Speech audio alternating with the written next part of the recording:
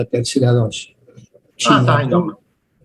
sí, claro, digo, llego, salgo y me voy directo al Orfeo a ver si tengo la suerte que me pongan la vacuna. Iba a decir que me la pongan, pero no, la vacuna, que me vacunen. Pero qué curioso, yo pensé que la tercera dosis la iban a alargar allá por marzo o una cosa así. Se ve No, pero que está bien. sí, si no, no tengo duda, yo le voy a poner. ¡Wow! Están entrando tarde, igual que nosotros, ya estamos en 90, ¿no? 89. Anda, ¿por qué no vas escribiendo tu ID? Copio lo que está publicado en autogestión. Dale, Ay, lo había cerrado. Ahí lo copio de nuevo. por la duda no lo haya leído alguien. Bien.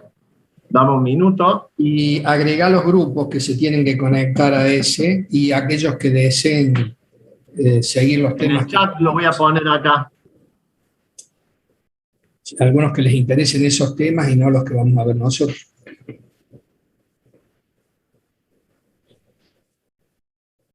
El 95, esto parece una cuenta de votos, parece. ¿Viste cuando sos el presidente de mesa y tenés los fiscales que te están apuntando ahí, te ayudan? O dicen que te ayudan y están 97, 98. Buenas noches a todos, nos estamos divirtiendo. Bueno. Uno más y hacemos 100. Vamos, mándense un WhatsApp por ese grupo, hagan entrar uno más, así llegamos a 100. Bueno. ¿Vos publicaste, César? Lo que está subido en autogestión lo acabo de poner en el chat. Acá también. Bien. Buenas noches a todos, bienvenidos. Llegamos a los 100. Muy bien. Bienvenidos. Miren, ahí está publicada el grupo que se va a presentar con César: aceite de girasol, lechuga hidropónica y los dulces gomitas. Bueno, los grupos se tienen que ir a la sala de César y los que estén interesados también. Nosotros vamos a cruzar después la foto que le vamos a tomar mientras están presentando los grupos por el tema de asistencia. Respecto al parcial, un éxito total, rotundo, más allá que han tenido tiempo de hacer circular las respuestas, conforme porque un gran porcentaje entregó rápido y se ve una evolución. Los que habían sacado 6 o 7 han evolucionado a 9 o 10. Y bueno, los que están ausentes a los que mejor les fue. Hay dos lecturas. La primera es que tuvieron dificultades la vez anterior o aprovecharon el mayor tiempo que tuvieron y estudiaron con más profundidad. La tercera lectura, no oficial, es que tuvieron tiempo para copiarse. Pero estamos conformes con lo que se ha hecho, así que espero que ustedes también.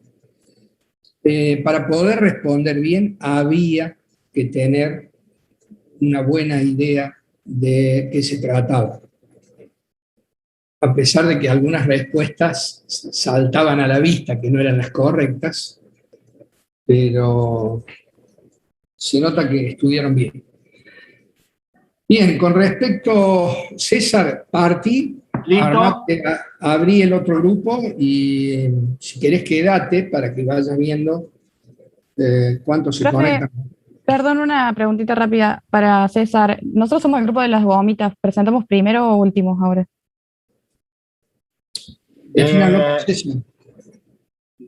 No teníamos, a ver, en el autogestión estaba puesto un orden en particular. No, pero nosotros pensamos que éramos los primeros, por eso sí. No hay problema si quieren ser los primeros, chicos, no hay drama. No, como usted diga. Va. No hay problema. Váyanse pasando. Nos cruzamos de sala. Eso, obviémoslo, vamos derecho al grano, al proceso, qué es, en qué consiste, cuáles son las variables del proceso, cómo se transforma la materia prima en producto terminado, cómo son los controles que hay que hacer, materia prima, proceso, producto. Vamos derecho al objetivo del trabajo. ¿Ok? Presente nomás cuando gusten.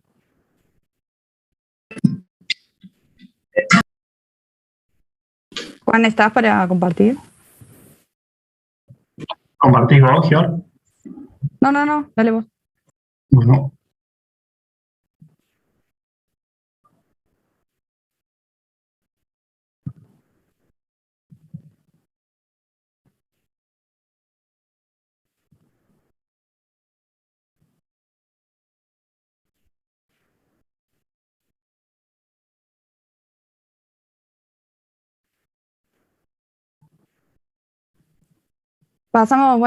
Pasamos directamente a la parte del proceso o hablamos un poco de las materias prima, profe, que utilizamos. A ver, Preséntanos, Gior. acá obviamente que tenés que hablar de las materias primas y de las Bien. características y los controles que se hacen en la materia prima para poder transformarlo mediante un proceso en un producto terminado. Bien. Bueno, buenas tardes, yo soy Georgina Martelotto y junto con mis compañeros Juan Macera, Cami Sued y Julieta Koch, vamos a presentar lo que es el proceso productivo de las gomitas dulces. Bueno, vamos a contar un poco de lo que es la historia, el producto, cómo está legislado, qué materias primas necesitamos para llevar a cabo el proceso y qué aspectos son importantes en esta actividad industrial. Eso pasa, Juan. Bueno, las gomitas dulces son dulces masticables hechos en base a colágeno y gelatina, que es lo que le permite la textura elástica, y están conformados también con sacarina o azúcar común, que es lo que genera una goma a la que después se le puede añadir edulcorantes, saborizantes, colorantes alimenticios. Bueno, los principales datos nutricionales por cada 100 gramos tenemos que tienen 343 kilocalorías de energía, en grasas 0,5 gramos, carbohidratos 77 gramos, proteínas 7 gramos y sal 0,07 gramos. Y estas Detenete gomitas... un minutito. Sí. ¿Imaginan ahora con la nueva ley de rotulado de alimentos cómo va a quedar este paquete, no? Sí, un sello gigante. Y un dibujito. Todos estos productos, hay dos caminos. O van tendiendo a desaparecer si la conciencia colectiva evoluciona, o va a pasar lo que pasa en las etiquetas de cigarrillo, que pese a que te ponen fotos de cáncer y un montón de cosas, la sociedad es inmune a todo y sigue consumiendo. Son solo dos posibilidades. Vamos a ver cómo evoluciona, pero evidentemente la cantidad de carbohidratos es pura azúcar esto, ¿no? Sí, así es. Okay. Bueno, están aprobadas por la ANMAT, estas gomitas. Y ahora vamos a proceder a explicar un poco la legislación que aplica. Bueno, en el marco regulativo se presenta el Código Alimentario Argentino, que regula todos los alimentos, condimentos, bebidas, de todo que se producen en todo el territorio argentino, junto con sus materias primas que los componen y los aditivos. Dentro de este Código Alimentario, en el capítulo 10, se presentan los alimentos azucarados, y en el artículo 795 se define a las pastillas como dulces producidos a base de goma de acacia. Dentro de estas pastillas se distinguen las pastillas de goma, específicamente pastillas de goma de fantasía, así se las designa, a las que son elaboradas con gelatina comestible en lugar de esta goma de acacia. Bueno, respecto a las buenas prácticas de las manufacturas, son principios básicos y muy importantes para lo que es todo el sector industrial alimenticio, porque nosotros necesitamos una buena higiene, tanto en la elaboración, manipulación del producto, para lograr un producto que sea apto para el consumo humano y también para garantizar de que el producto fue elaborado con condiciones sanitarias adecuadas. Nosotros tuvimos en cuenta 3 ítems: tema de instalaciones, personal, equipos y utensilios. En temas de instalación es muy importante que todo el material tóxico como desinfectantes, reactivos, esté alejado del sector productivo, que cuenten con programas de limpieza rutinarios, al igual que sectorizar las áreas de de mayor contaminación. La planta debe estar localizada también en una zona que no sea insalubre, y el diseño y construcción de la planta también tiene que estar adecuado a cómo es una industria alimenticia. Por ejemplo, las luminarias se suelen colocar rejillas para que en el caso de que si se rompen no caigan esos restos en los alimentos, o tener puertas automáticas para que el operario no esté tocando la cerradura, la manija sería. En tema de personal, es importante que tengan sus uniformes sanitarios, delantales, cofias, que cumplan con normas de salubridad y señalizaciones, que estén entrenados en todo lo que es las buenas prácticas de la manufactura, que todas las personas que manipulen los alimentos tengan registros médicos periódicos, y obviamente no puede nadie que tenga algún corte o alguna infección cutánea estar dentro del proceso productivo. Y obviamente también el hecho de que solamente puede estar el personal autorizado. En tanto lo que es equipos y utensilios, es importante también un programa de limpieza y esterilización diarios, tener los manuales de funcionamiento, controles preventivos, y que el diseño y materiales que se utilizan para las maquinarias sean los adecuados. Muchas veces también se trata de no utilizar madera, porque la madera, una vez que se moja, produce un cierto hongo que no es recomendable para los alimentos. Bueno, dentro de las materias primas que componen este producto, el principal componente es la sacarosa, conocida como azúcar blanca, que tiene un poder endulzante, genera una sensación agradable en la boca, son solubles en agua. Esta solubilidad, a medida que aumenta la temperatura de la solución, la solubilidad del azúcar aumenta. Es un conservante, ya que es un inhibidor de vía microbiana, y aporta consistencia, ya que proporciona volumen y viscosidad al producto, a la mezcla. Bueno, luego la gelatina, que es el agente gelificante. Este agente gelificante tiene un comportamiento reológico, es decir, que le da viscosidad y le da una formación de gel. Este gel permite mantener una forma y resistir a esfuerzos. Además, cuenta con una capacidad de contener una gran cantidad de agua, y su rango de estabilidad a la acidez es en un pH de entre 3 y 4,5. Otro componente importante es el agua y zumo de frutas, donde el agua va a ser el que hidrate este agente gelificante que nombré anteriormente. Va a poder diluir ingredientes para la preparación del jarabe y la posterior mezcla. Es decir, va a ser necesario para preparar la solución. Y el zumo de frutas es el ácido cítrico que se aporta como aditivo al producto. Además, se presenta la cera de abeja y el almidón, que no se dispone de un porcentaje de composición, ya que se trata de productos que van en la superficie de la gomita y no forman parte de él. Chicos, bueno, una pregunta. Sí. ¿Hay alguna filmina más adelante que hable acerca de qué controles tengo que hacer a estas materias primas para que funcionen en la mezcla? ¿Qué cosas voy a controlar en la recepción? Sí, aquí adelante. Están dispuestos. Ah, bueno, ok, listo. Sigan nomás entonces. Bueno, dentro de la estructura molecular de la gelatina se disponen de radicales O. Estos son átomos de oxígenos libres que permiten la unión química con fuentes de hidrógenos, y esto define la gran capacidad de retener agua que tiene la gelatina. Otros componentes importantes de la materia prima son la glucosa, que es un potente activador bacteriano, que evita la deshidratación de la mezcla, y también, como el azúcar, mejora la consistencia. El sírope, que es un dulce natural, compuesto de entre un 70 y 80% de azúcar, que cumple la misma función que el azúcar, aportando flexibilidad al producto.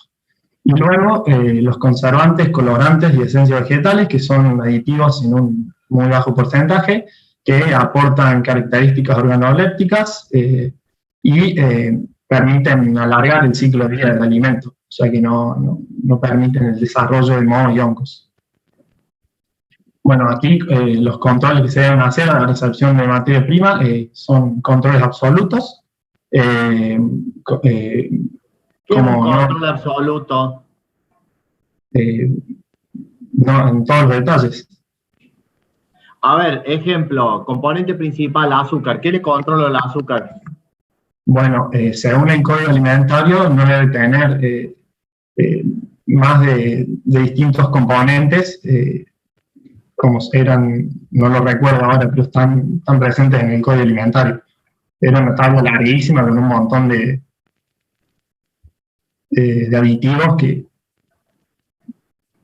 no sé si valía la pena nombrar cada uno de ellos, porque era una lista interminable de aditivos. A ver, una pregunta, pero hay un par, si vos estás presentando un trabajo, ¿cuáles son las variables del producto o de esta materia prima que van a incidir en el proceso después? Porque vos en el proceso vas a manejar temperaturas, tiempos y una serie de parámetros que están en relación a cómo venga esta materia prima para este producto en particular. Entonces, si no sé qué le controlo el azúcar, y dependiendo de ese resultado analítico en la recepción, tengo que ajustar tal parámetro en el proceso, ¿cómo voy a explicar el proceso?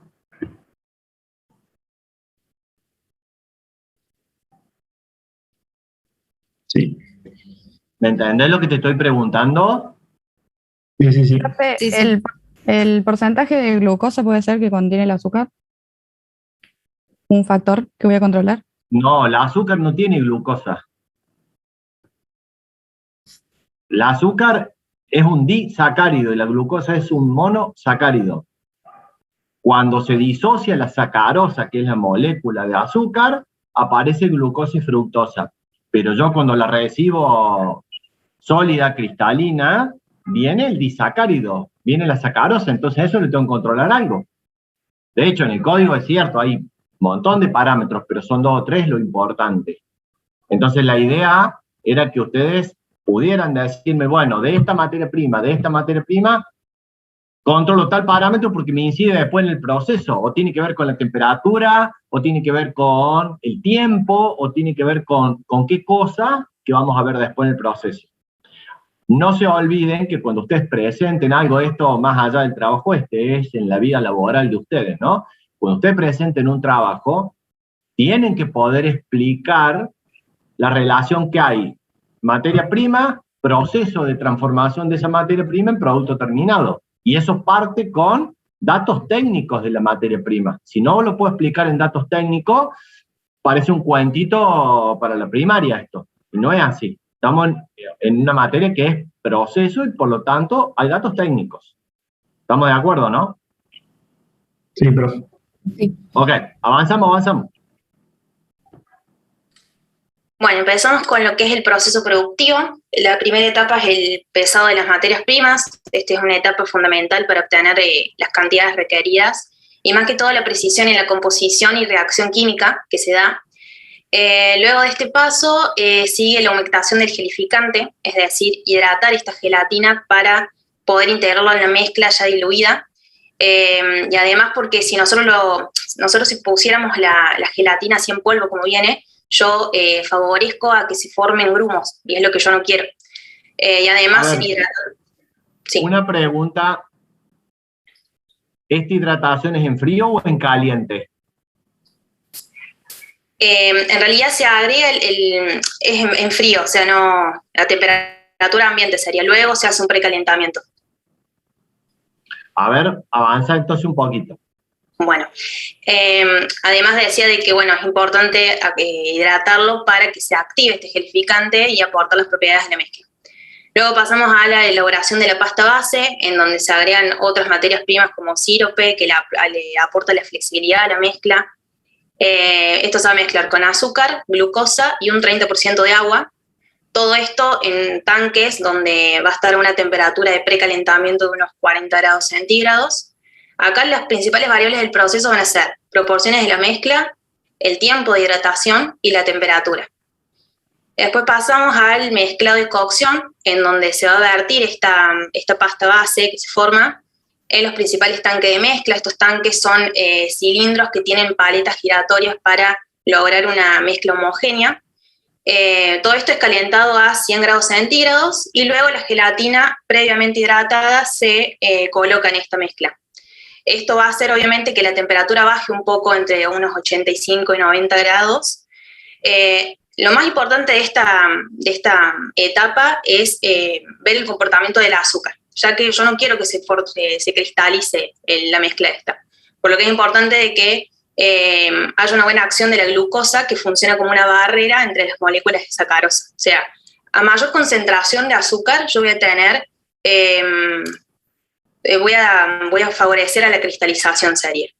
Y el tema de las moléculas se piensa como que la sacarosa es como si fuese un rompecabezas. O sea, las moléculas tratan de encajarse en sí, en cambio si yo le pongo glucosa o fructosa como barrera, hago de que estas piezas no se unan.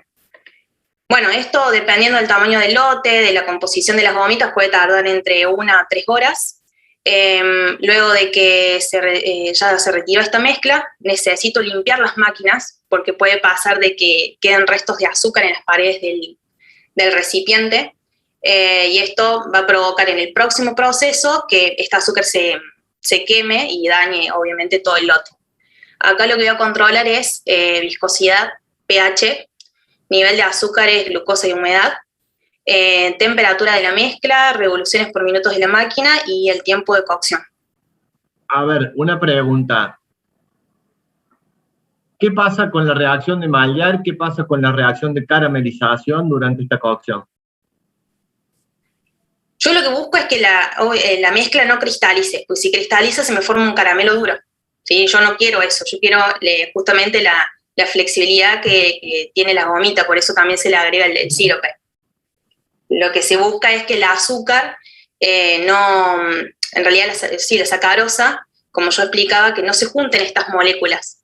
O sea, que estas moléculas que funcionan como si fuese un rompecabezas no se junten, sino que con eso, para evitar eso, yo le agrego glucosa, le agrego fructosa.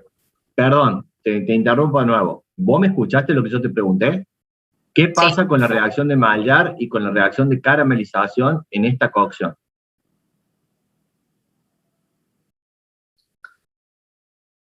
No, profe, no sé. Bien, no se puede hablar de caramelos y del proceso de fabricación de caramelos, cualquier tipo de caramelos, sin tener en cuenta esa reacción, porque eso es lo que determina la interacción esta que estás describiendo vos entre las moléculas. ¿Estamos de acuerdo? Sí. Dependiendo de cómo yo mueva los parámetros de proceso, voy a favorecer o no estas dos reacciones, que son las que me van a permitir la textura y el tipo de cristalización que va a tener esos azúcares. Además de reacciones de color, sabor y otras cosas que son importantes. ¿A qué pH tengo que tener la mezcla durante la cocción para que después la gelatina gelifique y me dé la textura gomosa? Sí, eso sigue en el proceso siguiente.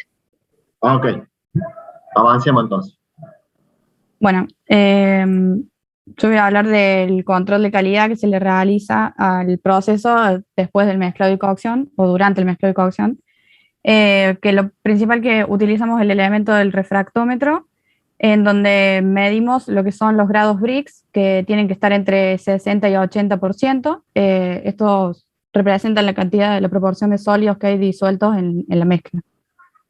Y ¿Qué también, dice el código alimentario? ¿Cuánto tiene que tener mínimo según el código? Porque el rango que vos me estás dando es un rango enorme para la legislación. Está obviamente en ese rango, pero tiene un mínimo. Lo que pasa, nosotros, profe, enfocamos el trabajo en la información que teníamos del proceso que hace la empresa Haribo, digamos. No nos guiamos por el código de alimentación de acá, de Argentina.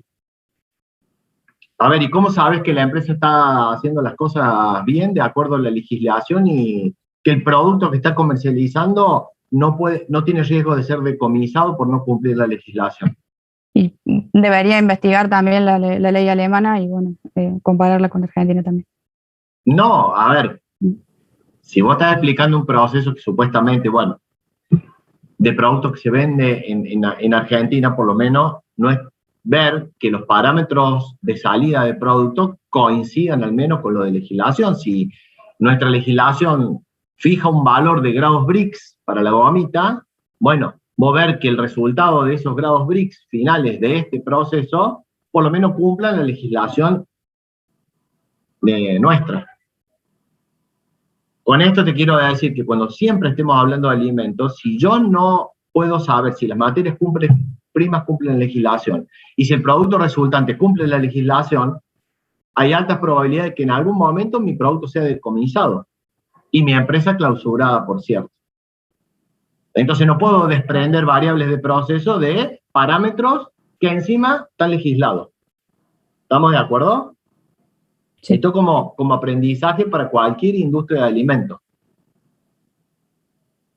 Bien, bueno, otra de las variables también que tenemos que medir en este proceso es el pH. Bueno, para asegurar que esto le permita la estabilidad de la mezcla, que el gelificante tenga una correcta estabilidad en la mezcla. Varia entre 3 y 3,5 el pH en este proceso. Bien. Y bien, bueno, el no controlar este factor también afecta a lo que es la textura de la gomita. Bueno, cada fabricante, dependiendo de estas pruebas, puede certificar los ingredientes que, o sea, hay como una fórmula para cada productor de gomita y bueno, ese rango puede variar dependiendo de eso. El proceso que sigue, la operación que sigue es el de separación. La mezcla es separada de lotes. Se utiliza un filtro, además de tuberías, o sea, atraviesa por tuberías y que tienen un filtro para evitar las impurezas y que se produzcan burbujas en la mezcla. Bueno, estas se separan en lotes, en donde posteriormente se les agregan los colorantes y aromatizantes que le dan el color, por ejemplo, azul a la gomita o así. Bueno, la mezcla va perdiendo temperatura en este proceso y al finalizar llega a una temperatura de 40 a 30 grados centígrados. Bueno, decimos que una variable importante en este aspecto es controlar la proporción de los colorantes y el movimiento de la mezcla para hacer que sea una mezcla uniforme. Bueno, posteriormente, aparte de este proceso, la empresa paralelamente produce lo que es la fabricación de moldes, que, bueno, principalmente se pueden fabricar de yeso o de PET, de material PET, que, bueno, que tienen ventajas de ser impermeables y resistencia química. Bueno, estas bandejas son trasladadas por una cinta transportadora donde se les aplica una capa de almidón en polvo, de almidón de maíz, que debe tener como mínimo 2 milímetros de espesor. El almidón de maíz tiene 3 finalidades principales, que es, bueno, evitar que los dulces se peguen en los moldes, para poder después tener una fácil extracción y manipulación. Por otro lado, también sostienen a las gomitas en su lugar para que tengan la forma deseada en el proceso y, bueno, también cumplen la función de absorber la humedad de los caramelos.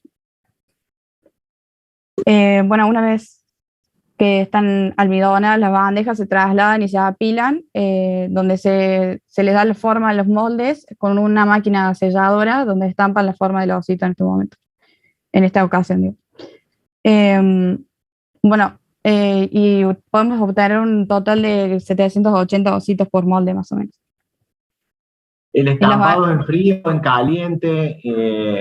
El estampado es en frío porque es el almidón en polvo, digamos. Y bueno, las principales variables decimos acá que es el espesor de la capa de almidón, la velocidad que vamos a usar en la máquina de estampado y la velocidad de la cinta transportadora también. Bueno, una vez que se obtienen los moldes, estos llegan al proceso de inyección, el cual es una máquina, se la nombra tipo modul, que está alimentada con distintas mezclas, por las que vienen distintas tuberías, y contiene una serie de boquillas donde inyecta la mezcla a los moldes, donde le da entre 2 y 10 gramos a cada moldecito, dependiendo, bueno, el tamaño del molde. Las variables importantes de este proceso, es como se puede ver acá en la figura, cómo se inyecta, son la velocidad de la cinta transportadora, el caudal de entrada y salida de la mezcla, y el balanceo de la cuba para que se corte el chorro y no haya desperdicios de mezcla. Aquí cuando salen se le hace un control de calidad para ver que cumplan la mezcla, las características organolépticas del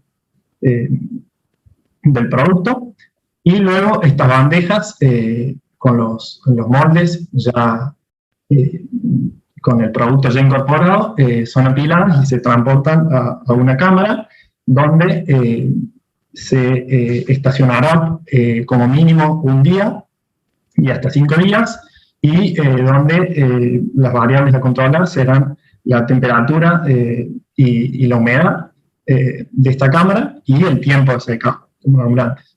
¿Qué humedad final tiene que tener el producto?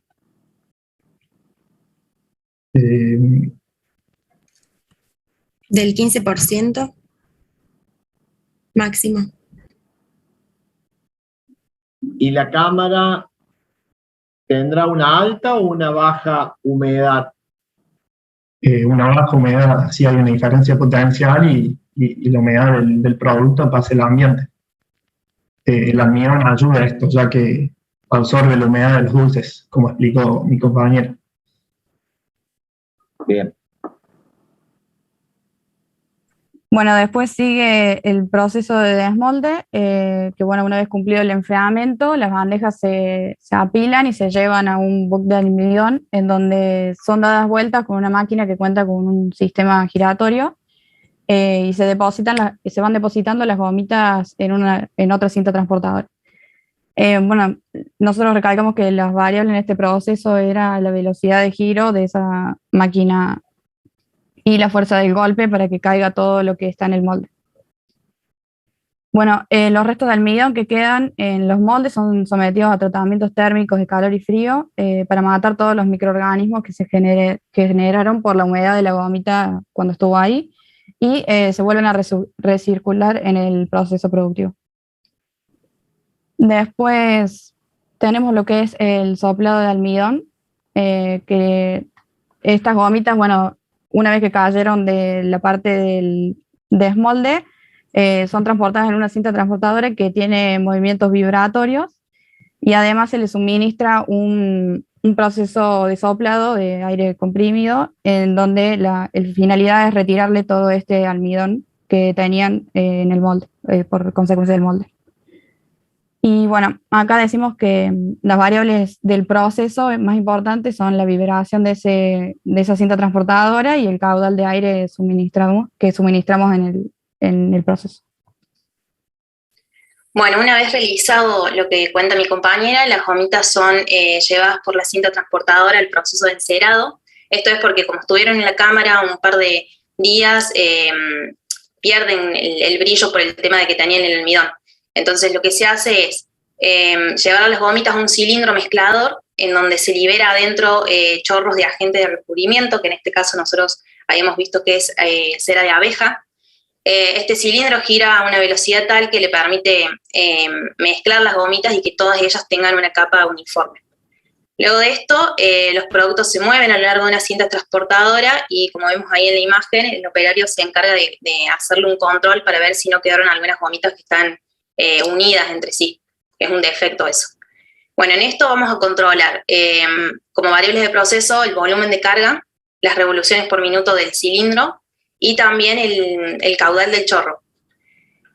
Por último, hacemos la etapa del envasado, en donde la máquina de envasado cuenta con una balanza que le permite controlar los gramos deseados por empaque. También va por una cinta vibratoria, en donde se traslada el material y la misma se va a detener cuando se excede el peso que yo quedaría por empaque. Aproximadamente vimos que son 70 paquetes por minuto que pueden pasar. Y bueno, este proceso se finaliza cuando las bolsas termoselladas son estampadas con la información nutricional, fecha de caducidad y todo lo que pide el Código Alimentario.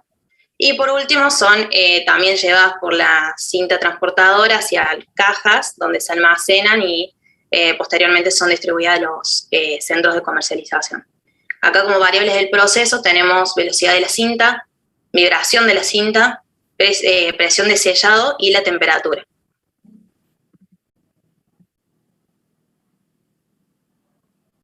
Y bueno, acá tenemos, profe, un resumen de las variables del proceso que fuimos nombrando en cada una de las etapas. A ver, bien.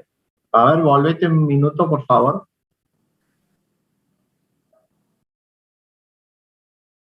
Bien. Ok.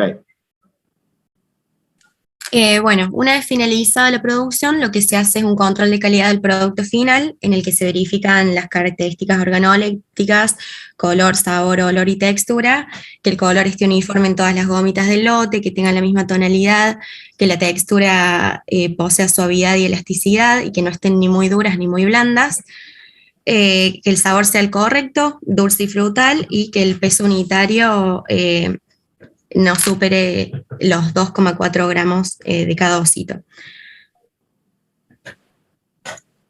En relación a esto se pueden tener los siguientes. Un segundo. Volvete al final anterior.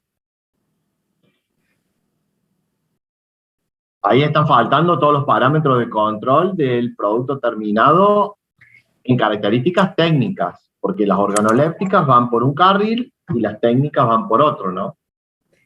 Sí, es cierto. Faltan las características técnicas o fisiológicas, también pH, grados Brix.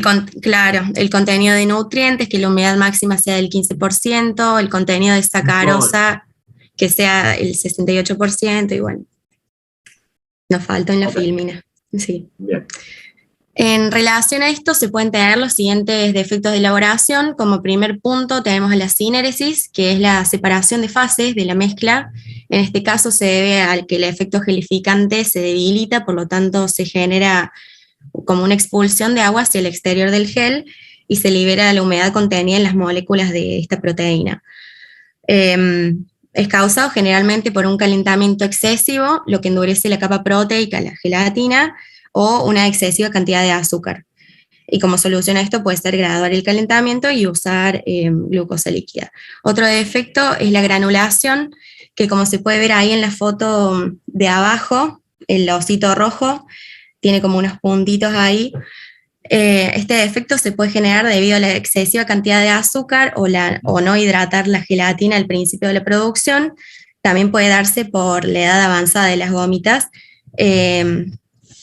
Otro defecto es el aspecto desagradable que puede tener la gomita. Esta tiene que ver con los moldes de almidón, que tienen que estar en la correcta temperatura de entre 32 a 34 grados, y la correcta empleación de los moldes, digamos. Otro defecto puede ser la falta de cuerpo, que tiene que ver con la textura de la gomita, en la que en la mezcla inicial es como una goma líquida, y luego debido al secado y a eso logra una textura correcta, más dura ni muy blanda, como mencionamos anteriormente. Otro defecto es el defecto sanitario, que se debe a la contaminación de alimentos, tanto físicas como biológicas o químicas, que por ejemplo ahí en la imagen de abajo, la segunda de la izquierda, tenemos un osito que tiene como un fragmento de plástico o de algo que no se sabe. Y bueno, esto se debe también a que no se cumplieron las buenas prácticas de manufactura que nombró mi compañera anteriormente, como puede ser el lavado de manos, el controlar no tener el cubrebocas, no mezclar los utensilios ni usar los mismos utensilios para las distintas tareas y eso. Como otro defecto tenemos el sabor agrio, sabor indeseable que puede tener la gomita, que tiene que ver también con el control del agua de uso o el agua de proceso, tiene que ver también con la falta de higiene o la falta de aromatizantes, y también, bueno, se debe controlar la calidad de la materia prima, como la limpieza de los equipos, entre ellos. Y otro defecto es la no uniformidad del color, que esto puede tener que ver con un error en la mezcla entre los distintos lotes, porque cabe destacar que el polvo colorante se usa en muy pequeñas dosis, entonces puede ser un error del operario que no realizó bien esa dosis. Y como último tenemos el pegado de gomitas, que como dijeron anteriormente se puede deber a la falta de almidón en los moldes, que es lo que justamente evita esto, o la falta de cera de abeja cuando ya están listas las gomitas. También puede ser un defecto de la máquina inyectora que inyecta más cantidad de la debida en el molde, entonces por alguna razón se une por encima del molde las gomitas. Okay. Bueno, aquí se presenta el plano de planta, donde lo más importante para decir es que se trata de un flujo continuo. El proceso sigue a lo largo de toda la planta y donde el cuello de botella se da en la cocción de la mezcla, al tratarse de una operación que consume mucho tiempo y donde se debe tener un específico cuidado con las variables a controlar. Bueno, aquí se presenta la maquinaria utilizada en el proceso completo de producción, la máquina de cocción, donde se insertan los ingredientes, se calienta la mezcla y las paletas giran a una determinado número de revoluciones por minuto. El pulverizador de cera que le da el brillo a las gomitas, los moldes que cuentan con una capa de almidón y con una máquina estampadora se estampa el molde en la misma. La envasadora vertical Flowpack, que puede alcanzar hasta la producción de 70 paquetes por minuto, y la inyectora, donde pasan los moldes con sus bandejas por la cinta transportadora y se inyecta la mezcla del producto.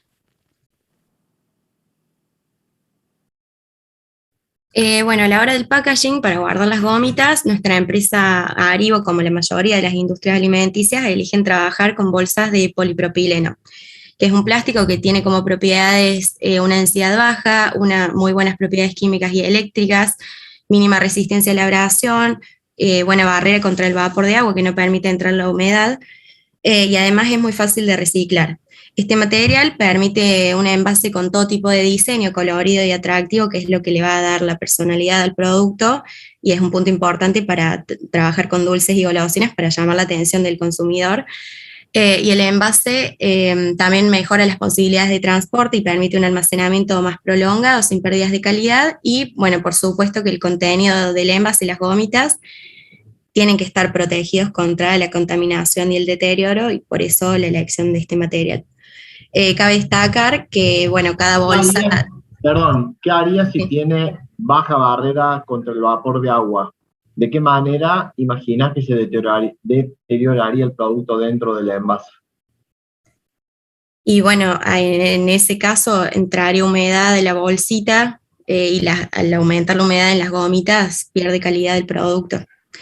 Se pegotearía, recristalizaría, etc. Bueno, en unión a eso, la caducidad que tienen unas gomitas en general son de 24 meses, 2 años, en el caso de que esté bien cuidada y bien cerrada.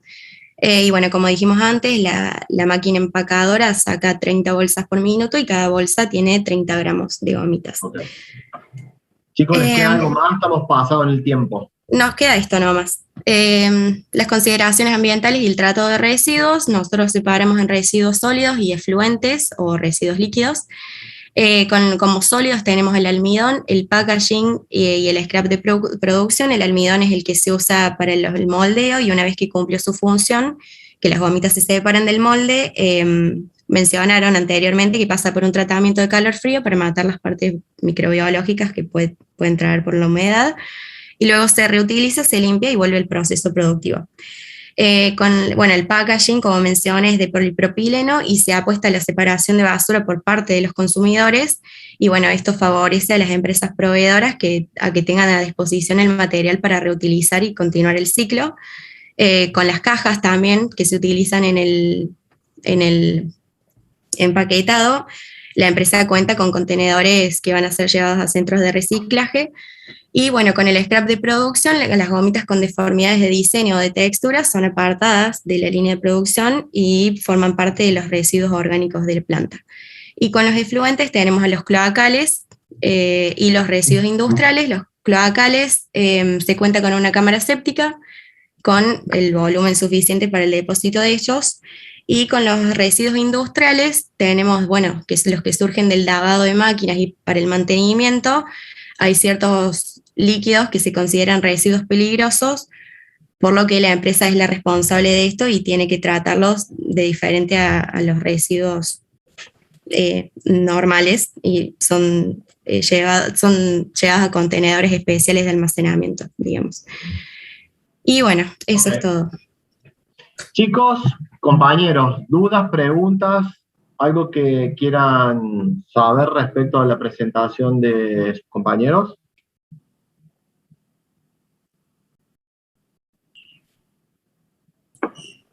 No, profe. ¿No?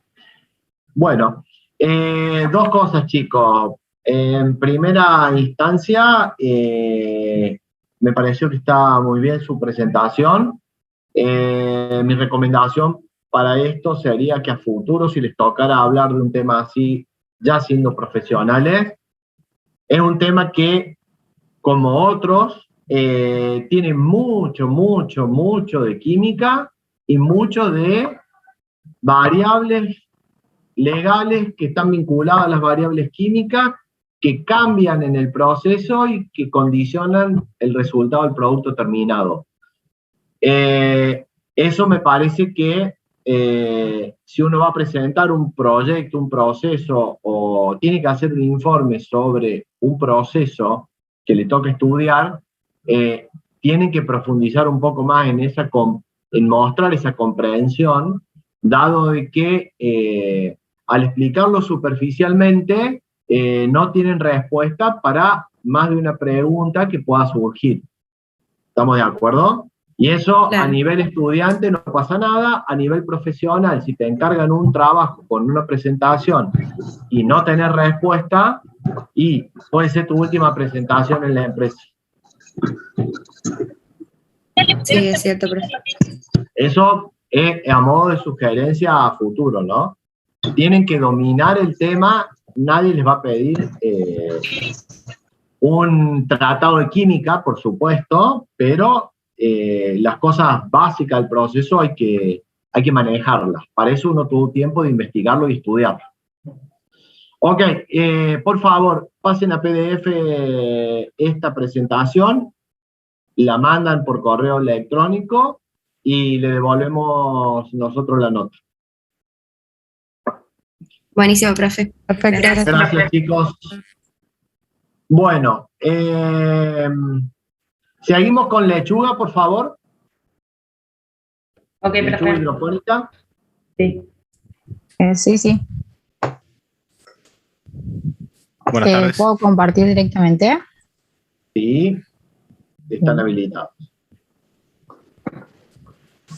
Un segundo. Listo, a ver. ¿Estamos?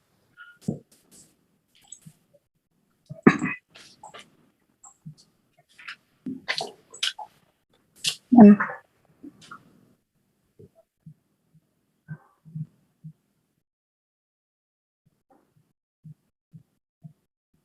¿Se ve? Sí, ahí se ve. Sí. Ahora sí, perfecto. Tiene el micrófono silenciado, Andrés. Estaba hablando, disculpe. Bueno, buenas tardes. Somos el grupo de lechuga hidropónica, compuesto por De la Vega Andrés, quien les está hablando, Francione y Lucía, Granja María Pía y José Swing. Bueno, básicamente nosotros tratamos el producto lechuga hidropónica. ¿Se ve trabada la Lucía? Sí. 4 millones el balance. ¿Hola? Hola. Hay me un escucha? micrófono ahí abierto. Profe, hay alguien hablando. Profe, ¿me saco el video? ¿Es de ¿Profe? ustedes?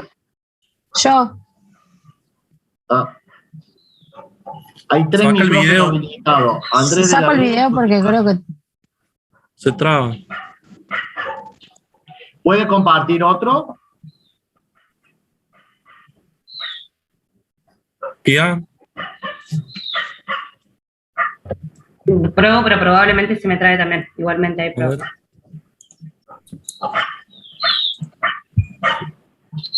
Compartir pantalla.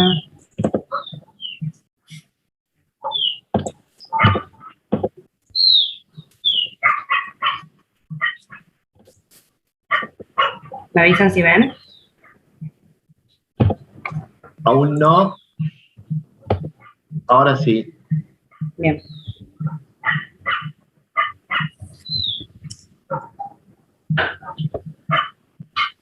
Bueno, arrancar, Bueno. Rifa. Pasa directamente a lechuga hidropónica, la introducción. ¿Eh? Vamos de Sí. frente más al proceso y a la parte importante de la introducción. Bueno, nada, más que nada comentarles que es una técnica que ya se viene practicando bastante, hace muchos años, y consiste en proveerle a las plantas, mediante una disolución de minerales y medio acuoso, los nutrientes necesarios a la planta para que su masa radicular los absorba y tenga un correcto crecimiento. Básicamente tiene muchas ventajas a comparación del cultivo tradicional, ya que se conserva bastante el agua, se puede reutilizar a un futuro una vez que ha sido absorbido los nutrientes necesarios de los plantines. Además, al no estar obstruido por los diferentes minerales y por el propio sustrato que se suele estar en el suelo, las raíces tienen un mejor acceso al oxígeno y absorbe de forma más rápida los nutrientes.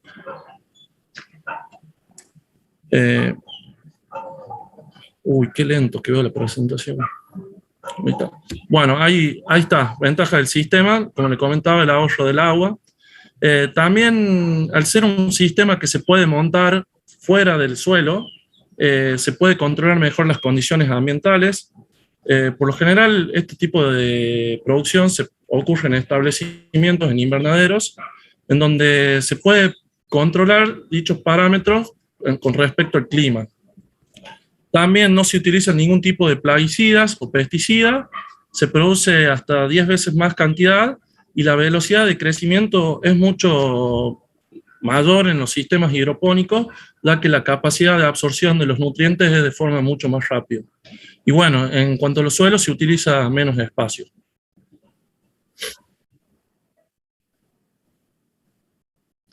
En cuanto a materias primas, nosotros la institución ya recibe los plantines germinados, aproximadamente con 10 a 15 días.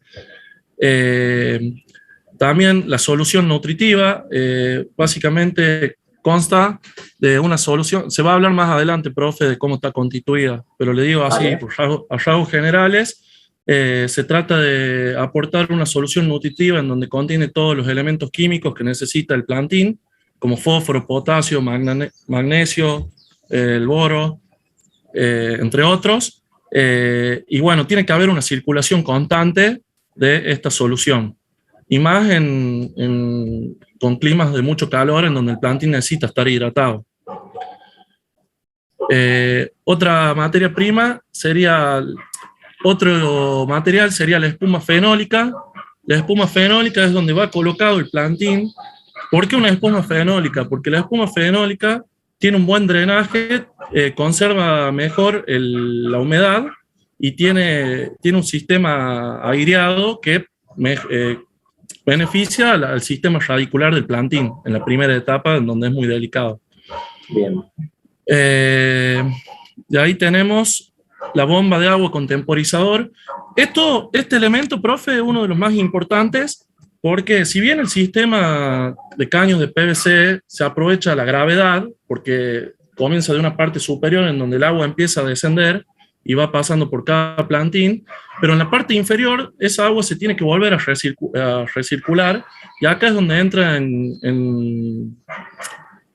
y donde interviene la bomba, que es muy importante y hay que controlarla, según pudimos hablar, se le hace verificaciones seguidas a la bomba, que no tenga problemas de bombeo, y más en el verano.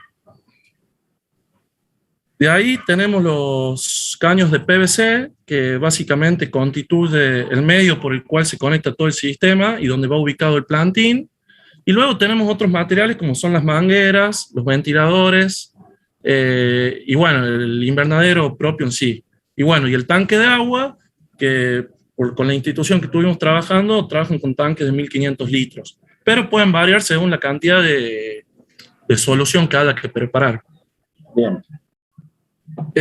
Y bueno, en cuanto al marco legal, lo que pudimos investigar, estos tipos de establecimientos que producen este producto están regidos bajo las normas del SENASA, según la resolución de la Secretaría de Agricultura, Ganadería, Pesca y Alimentos. Ahí podemos ver que hay que tener bien en cuenta, cuando hablamos de este producto, la definición de hortaliza y orgánica.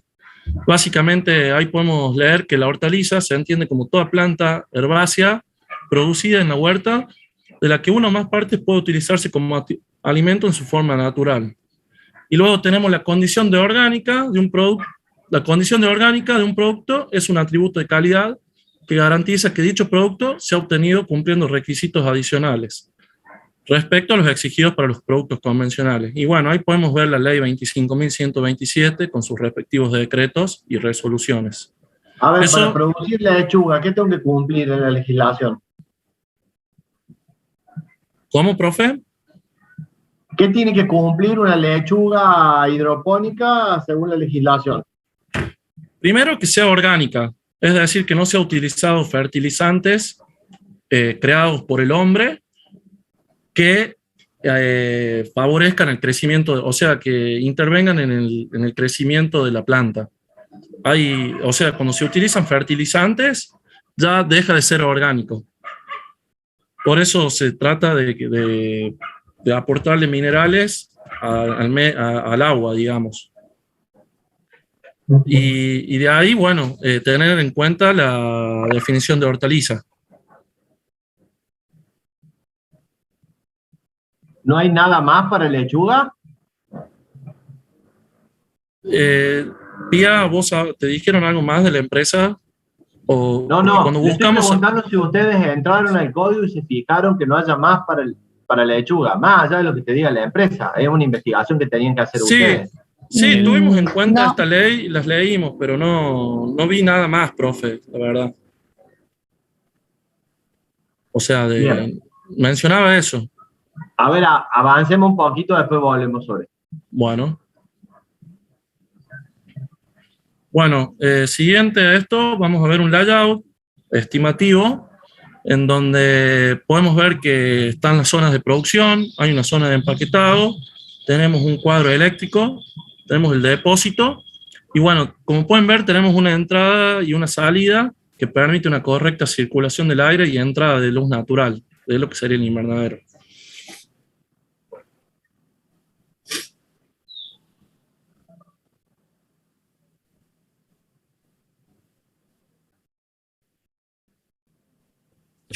En cuanto al proceso, como podemos ver, se divide en 9 etapas, o por lo menos el proceso que nosotros pudimos investigar, y describiendo un poco cada una. ¿Se pasa bien? Sí. Bueno, la primera etapa consiste en colocar los plantines ya germinados, que tienen aproximadamente 10 días, en la espuma fenólica, y así poder individualizarlos. Después lo que se hace paralelamente a esto, en realidad no es un paso siguiente, sino que es paralelo, se prepara la solución nutritiva, que tiene que ver con una solución que se adquiere en líquido concentrado y se prepara según las proporciones del tanque. En el caso de la empresa, o sea, una proporción puede ser 5 litros de concentrado en un tanque de 1000 litros. Esa puede ser una proporción que se usa. Y entre otros nutrientes tiene nitrógeno, calcio y potasio, son los que más concentración hay. Que sirven, por ejemplo, para el nitrógeno para producir las hojas y mantener el color. El calcio tiene que ver con la estructura de la planta y de la hoja y de las células, tiene que ver con, bueno, justamente con esto del crecimiento. Y el potasio sirve más que nada para desarrollar, para que sea el tallo y contribuya a la neutralidad eléctrica. Una Después, pregunta, sí. perdón, la solución esta nutritiva, lo compran como vimos al principio, es una materia prima y es un insumo más que tiene el proceso. Sí. ¿Está especificado algún control sobre esta solución? De parte del proveedor. ¿De parte del proveedor o de parte el que la prepara? Yo la preparo en el tanque, hago alguna muestra de esa solución, hago alguna determinación química. No, porque lo que nos comentaron es que se puede llegar a hacer algún control de la solución cuando el agua que se usa, por ejemplo, es agua de las napas o agua que puede llegar a tener ya algún que otro componente o mineral. En el caso de que se use, por lo general, que es lo que se busca, usar agua de lluvia o agua, digamos, que no esté contaminada, no se le hacen controles porque como que se puede usar la solución así como está, digamos. De todas formas, una vez, profe, que se diluye el concentrado en lo que es el tanque y se empieza a circular, más adelante vamos a ver los controles que se le hacen para saber si la conductividad eléctrica es correcta y va a acusar si hay exceso de la solución o hay una deficiencia de solución. Okay. Y todo. Hacia eso iba. Dale, Bien. avancen entonces. Bueno, después la otra etapa es que se insertan los plantines que están en la espuma, se insertan en los caños de PVC, y acá hay dos etapas. Una primera etapa del plantín en el que hay en los caños una separación de 15 centímetros y es donde el plantín crece durante 15 días, y una segunda etapa con una separación de 25 centímetros donde el plantín está 20 días. Se divide así en dos etapas un poco para poder aprovechar más la capacidad y no tenerlos todo el tiempo separados cada 25 centímetros, sino ir pudiendo hacer como lotes en paralelo. Y por otro lado, esta separación, tanto la primera y la segunda etapa, tiene que ver con favorecer el crecimiento y la circulación de aire y de agua entre cada uno, o sea, que se va a aportar a cada una de las plantines. Después, otro de las etapas es que se enciende el sistema de circulación. Este sistema lo que hace es justamente obtener del tanque que ya tiene los nutrientes, digamos, circular por los caños de PVC un caudal de aproximadamente 2 litros por minuto para que la espuma fenólica pueda absorber esa humedad y transmitirle a la planta los nutrientes.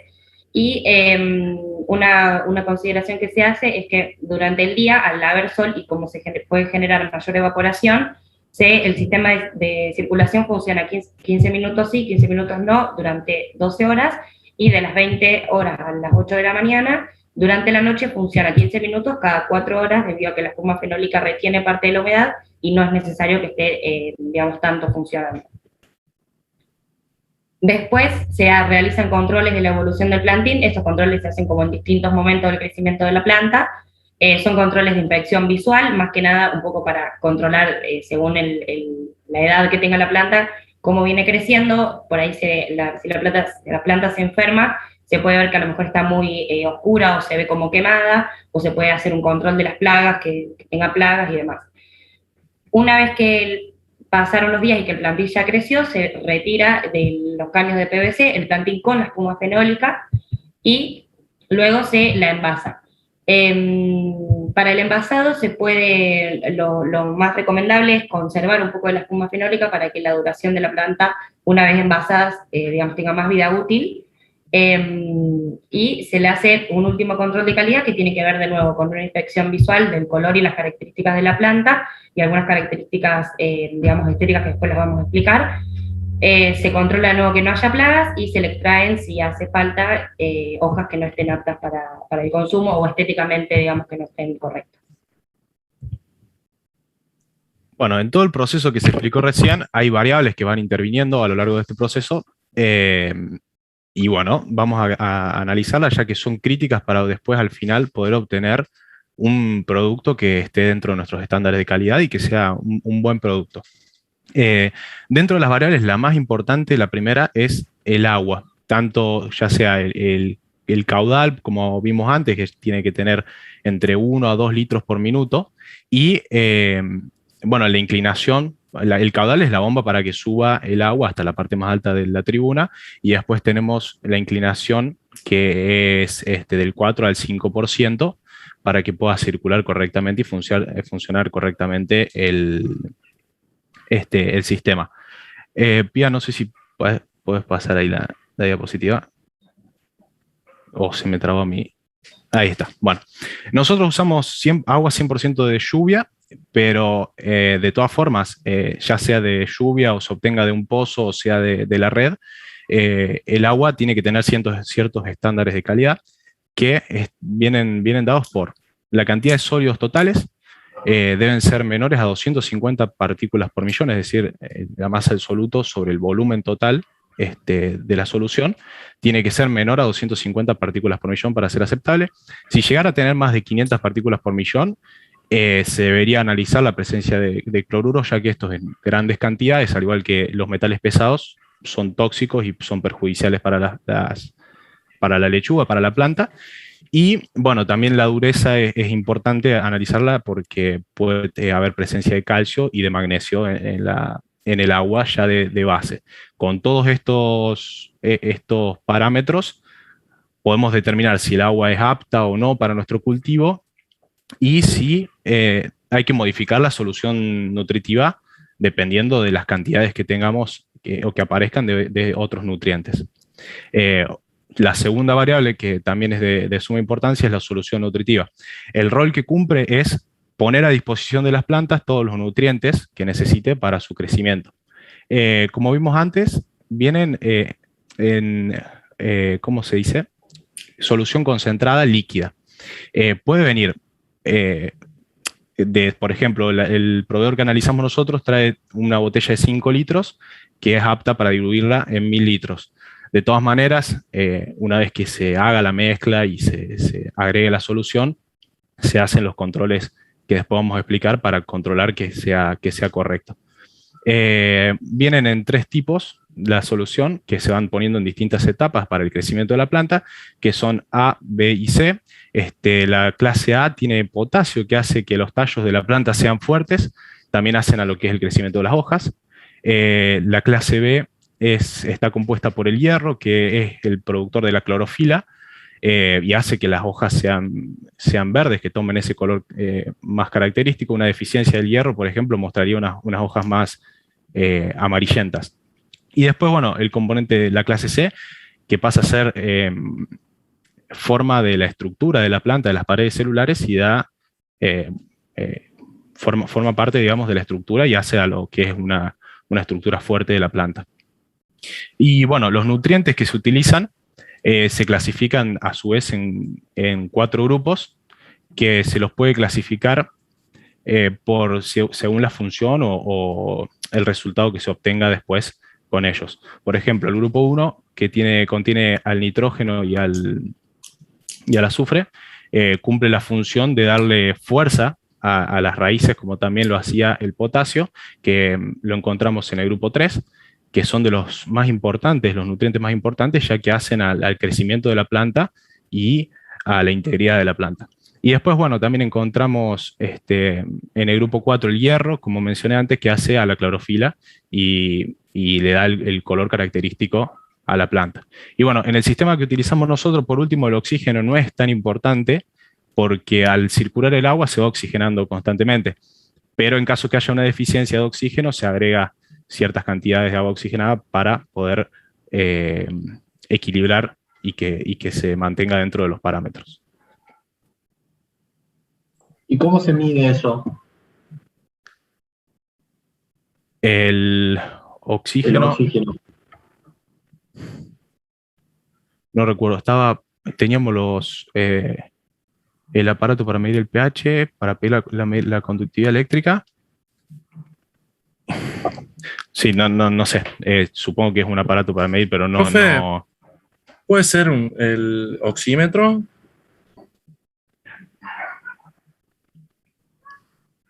¿Qué oxímetro? O sea, había un instrumento que mide el oxígeno. Bueno, creo que es el oxímetro. Viene un electrodo para medir. oxígeno disuelto, pero es un aparato específico para eso, ¿no? Claro. Bueno, nosotros, sí, nos faltó eso, pero es porque el sistema NFT, que está en constante circulación del agua, en muy pocas ocasiones no presenta deficiencia de oxígeno. Bien. Pasando a las siguientes variables, creo que estaba a responder a la pregunta de antes, que era el pH. Hace que a la acidez y la alcalinidad que tiene la solución nutritiva la podemos saber mediante este valor. Esto se puede modificar, ¿sí? Para modificar los nutrientes y afectar lo que es la disponibilidad de la planta, ¿sí? Hay que tener en cuenta que los valores de estos nutrientes o este pH tienen que estar entre 5,5 y 6,5, ¿sí? Porque, por ejemplo, si tenemos uno con menor a 5, puede que haya deficiencias en lo que es el nitrógeno, el calcio, el magnesio, y hace que la planta se queme, ¿sí? Y aquellos valores que son superiores a 6,5 generan deficiencia en lo que es el hierro, el manganesio, el boro, el cobre, los que aparecen ahí en pantalla, ¿sí? Entonces esto debe controlarse y medirse diariamente y corregirlo si es así necesario. Un dato de color, la empresa con la que nosotros estuvimos hablando, que nos aportó información, nos contó que a ellos les pasó que corregían constantemente el pH en un momento y estos valores no cambiaban, sino que les estaba, y se dieron cuenta en ese momento que les estaban dando mal el pHímetro y les llevó a perder lo que es la producción de esa red. La siguiente variable es lo que es la conductividad eléctrica, ¿sí? Que representa la medida de la concentración de sales que tiene el agua, que pueden ser concentración de aniones o de cationes, ¿sí? Y para la planta de la lechuga la concentración tiene que estar dada en 1,3 decisiemens por metro, ¿sí? Si este valor está por debajo de este parámetro, es decir, la solución tiene mayor proporción de agua y hace que se afecte el crecimiento de la planta, ¿sí? Es decir, que produce como un retraso o una inhibición.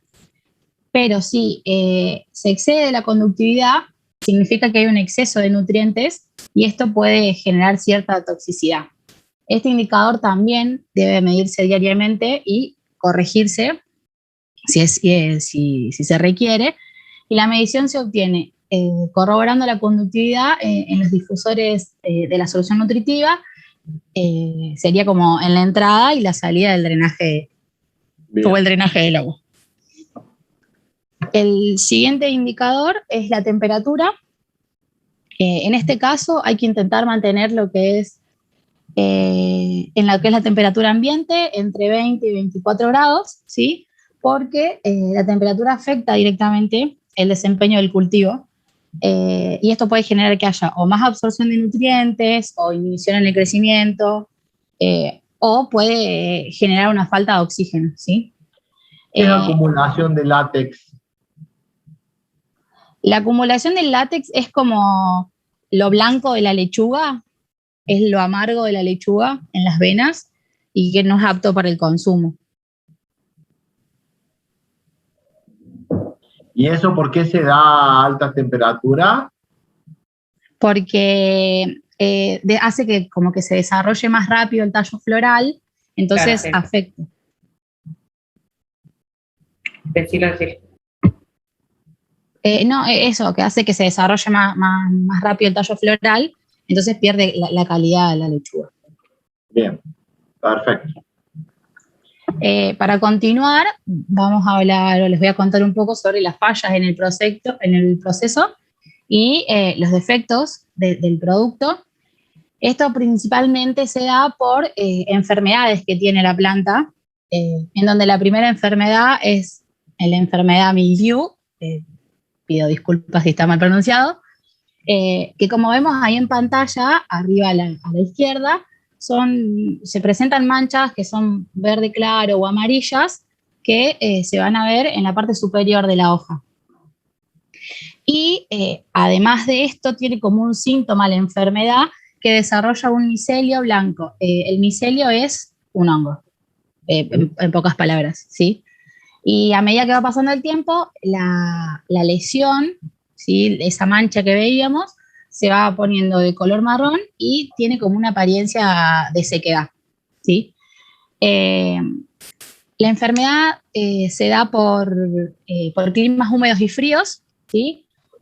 Las esporas van, el viento dispersa estas esporas, entonces esto, cuando se genera, normalmente se da por un mal control de lo que son las variables de temperatura y las de humedad. Y una de las posibles soluciones para que esto no pase o que se pueda evitar esto es propiciar una circulación de aire entre las plantas, ¿sí?, teniendo en cuenta lo que es la densidad de la siembra. Y otra cosa a tener en cuenta es que si quiero cultivar de nuevo, tengo que destruir estos restos vegetales que están infectados. Bien. Pi, ¿podés ir pasando? Porque todo esto, lo que estoy diciendo, está anotado ahí. La siguiente enfermedad es... Chicos, también por respeto a sus compañeros, no se tomen más de 5 minutos para terminar. Ok. Con respecto a la siguiente enfermedad, es la podredumbre húmeda, ¿sí? Esto afecta a lo que es el cuello y las hojas de la base de las plantas, como se ve ahí en imagen. Esto se da principalmente por altas humedades y temperaturas frescas, y vemos que en la podredumbre se genera como un hongo que es blanco y algodonoso, y en este caso las plantas se marchitan, y como que se infecta de adentro para afuera, de afuera para adentro, y en el centro se forman cuerpos negros, ¿sí? Bueno, la prevención es parecida a la anterior, y la última enfermedad de las plantas es el virus de la peste negra. Esto se manifiesta como manchas necróticas que están definidas en las puntas de las hojas más jóvenes, ¿sí?, preferentemente en estas hojas más jóvenes, y el avance puede hacer que se genere una necrosis generalizada o que muera la planta, ¿sí? Paralelamente a este color que se ve o a estos síntomas, también se puede observar cierta podredumbre, ¿sí? Y esta condición se da por periodos de calor y de sequía. Bueno, ya para terminar lo hago corto a esta parte de las plagas que también se pueden presentar en lo que es el cultivo. Ahí son las tres más comunes, que es la mosca blanca, los pulgones y las orugas, que lo que hacen básicamente es comer a la planta y le terminan haciendo daño. Pero está bueno aclararlo porque nosotros en un principio dijimos que no se usan pesticidas ni herbicidas tampoco inorgánicos, pero hay ciertas formas de crear repelentes naturales, y dos de las formas más comunes es con ajo y con las hojas de tomate, que hacen de repelentes. Esto se lo tritura, se lo disuelve en mucha agua y con un spray se rocía el cultivo, y esto sirve como repelente. No es insecticida, no las va a matar, pero va a evitar que se acerquen al cultivo. Y bueno, y por último, el control de las características, porque es al ser comestible, de las características organolépticas. La lechuga, nosotros es la lechuga común, no es ni la crespa ni la romana, es la común. Que el color tiene que ser verde brillante, no es crujiente, sino que tiene cierta es como tierna la hoja cuando nosotros lo mordemos. Tiene como un toque ligero de amargor, y bueno, el aspecto no es arrepollada, sino son las hojas más largas, y no es tampoco tan... no hay tanta densidad de hojas como puede ser en otros tipos. Y bueno, y la resistencia a la oxidación también es algo de aspecto, porque cuando está en contacto con el aire se oxida y bueno, puede producir manchas y un aspecto feo. ¿Cuánto es el tiempo de ciclo de cultivo desde que tengo el plantín hasta que puedo cosechar? Sin contar los... 35 días. Sí. ¿Cuánto, perdón? 35 días. Con el plantín germinado, 35 días. Ok. ¿Y qué rendimiento tiene en relación a la cantidad de plantines que siembro? Si no tenemos ninguna plaga ni ninguna enfermedad, no sabría decir el 100% porque por ahí se puede llegar a perder alguna en lo que es la cosecha, pero todos los plantines que se germinan terminan siendo una planta de lechuga. Bien, Claro, porque los plantines que se compran son germinados importados, eso es algo que nos comentaban. Entonces, en el caso que nosotros vimos, prácticamente no tienen ni residuos ni desechos. Después, con las semillas nacionales, sé que hay un porcentaje de desecho como intrínseco a la producción, pero no tenemos el dato. Bien, y les dijeron, considerando las posibles plagas y demás que por ahí sobrepasan la capacidad del repelente natural que se usa, ¿qué rendimiento real tienen? Ese dato No, la verdad que no. Ok. Bien. Incluso si llega a haber alguna plaga o algo muy grave, pierden todo, así que, sí. Pero así una estadística no tenemos. ¿Y el costo de una unidad de esta comparada con una unidad en tierra con cultivo tradicional, tienen alguna idea de costo-beneficio? En precio exacto no, pero a ver, con el ahorro de agua, porque se tiene que regar 10 veces menos. Y agua y de espacio también, el aumento de la productividad, digamos, por los metros cuadrados y eso. Pero sí, no, el valor tampoco. Un precio exacto no. Bien. ¿Algo más? No, ahí la diapositiva final. Si los chicos quieren hacer alguna pregunta, estamos dispuestos. Chicos, dudas, preguntas.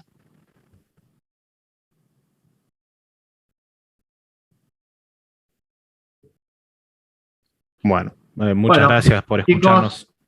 Chicos, muy bien la presentación. Lo mismo que a sus compañeros, por favor, conviertan esto a un PDF y mándenlo por mail. A vuelta de eso le mandamos la nota. Y la verdad que para mí está claro. Cuando ustedes alguna vez presenten un trabajo de estas características, que es una alternativa a lo tradicional, traten de incluir el costo-beneficio de optar por esta vía y no por la vía tradicional, como para que se pueda, quien los está escuchando, entender que es una opción de inversión o no. Bien. Buenísimo. Gracias, profe, por la sugerencia. Muchas gracias, chicos. Profe. Hasta luego. Profe, una preguntita. ¿El trabajo también con las correcciones que nos dieron por mail, lo mandamos en PDF o solamente la presentación? Si podéis, no te molesta, hacer todas las correcciones, pasar las dos a PDF y mandar todo junto. Perfecto. Así nosotros archivamos todo. Listo. Gracias. Muchas gracias. A vos. Mándamelo a mí, así yo te devuelvo la nota. Bueno, ahí terminamos de dar los últimos toques, lo convertimos en PDF y lo mandamos. Por favor. Gracias. Muchas gracias. Bueno, nos quedaría, si no estoy mal, aceite de girasol, ¿verdad? Profe, ¿cómo está? Tuvimos un inconveniente y somos 3 en el grupo y a 2 de los chicos se les cortó la luz. Se les acaba de cortar la luz.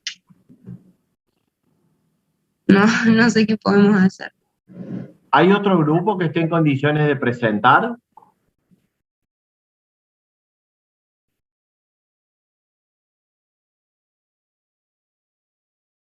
Hola, hola. Nosotros teníamos todo listo, no sé si hay forma de presentar otro día en la semana, de coordinar, porque ellos viven en Villa Allende y parece que fue como general allá. Bien. Nosotros porque queremos tratar de presentar ahora en estos días, pero bueno, no sé si está la posibilidad. No sabría responderte eso. ahora, tendría que coordinarlo con los otros profes, pero, a ver, preguntarles por WhatsApp en qué situación están ahora. No, o sea, estoy hablando con ellos y dicen que se cortó en todo el barrio donde están ellos, que no hay ni una luz, digamos, es general el corte. Bueno, veremos de apretarnos entonces la semana que viene y arrancarían ustedes. Les aviso a ver si podemos empezar un poco más temprano de último. Bueno, necesito que le mandemos la presentación, como para que corrobore. Mándenme la presentación por correo, la definitiva, convertida a PDF. Bien.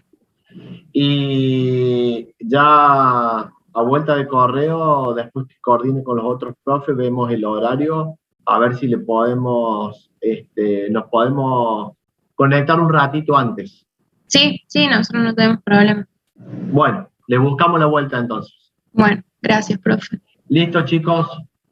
¿Hay alguien que pueda presentar algún grupo que lo tenga listo, que esté presente y pueda presentar?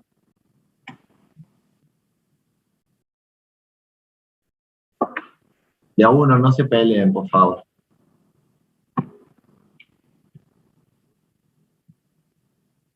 Bien. Bueno, entonces nos vemos la semana que viene.